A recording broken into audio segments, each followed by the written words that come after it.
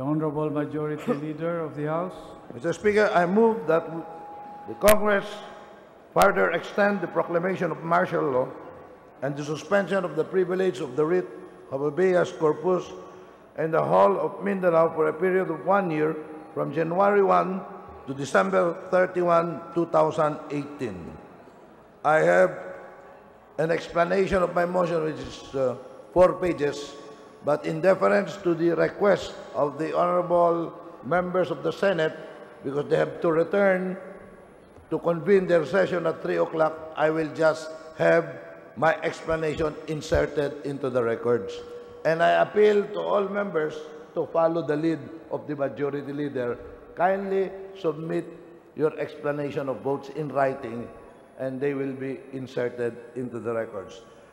Mr. Speaker, pursuant to the Constitution and pursuant...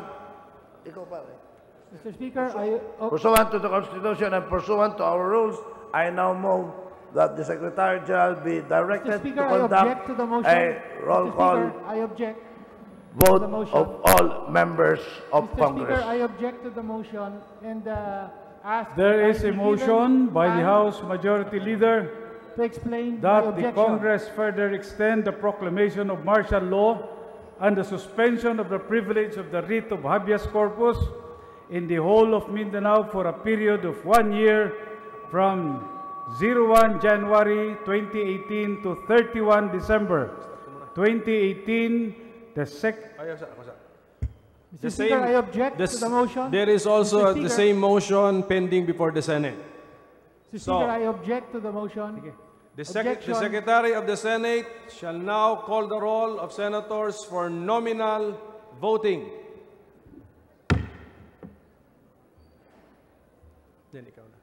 Roll call vote of senators. The Honorable Senators Angara, Aquino, Binay, De Lima, Drilon, Ejercito, Escudero,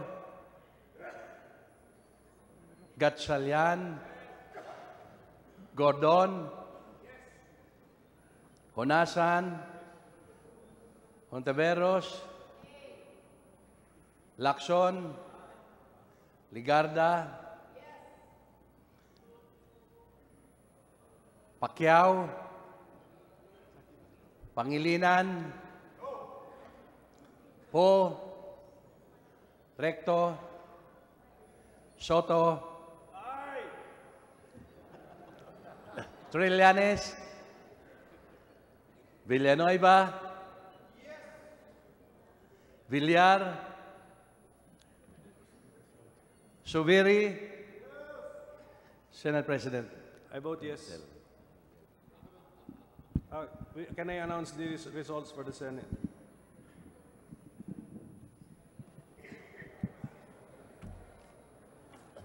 On the part of the Senate, 14 senators in the affirmative, 4 in the negative, and no one abstained. Mr. President, may I request recognition to explain my vote?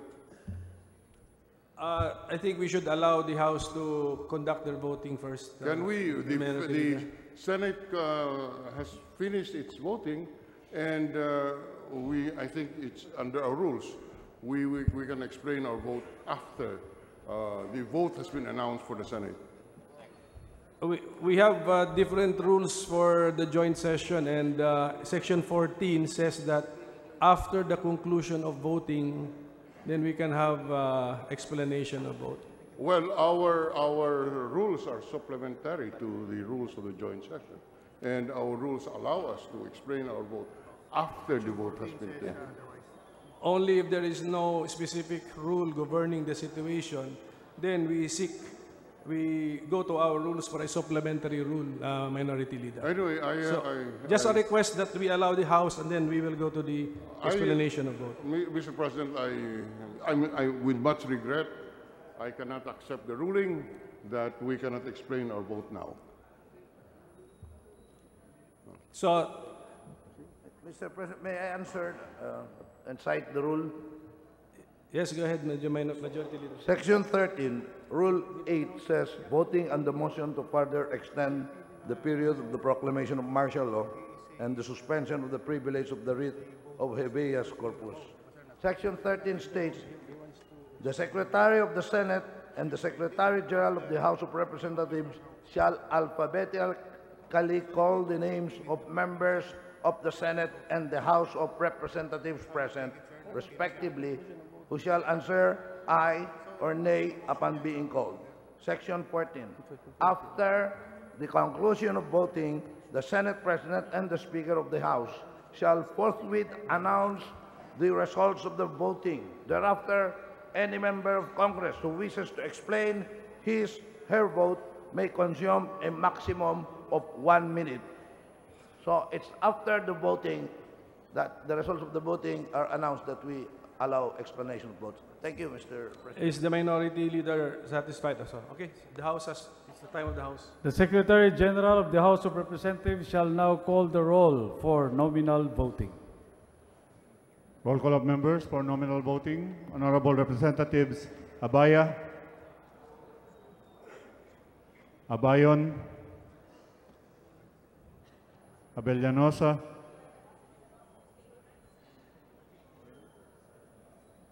Abu, Abueg,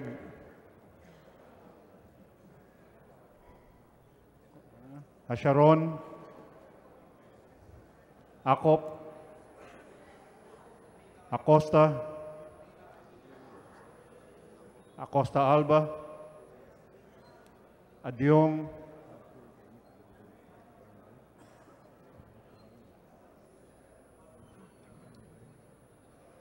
Adbincula, Agaraw, Agabaw,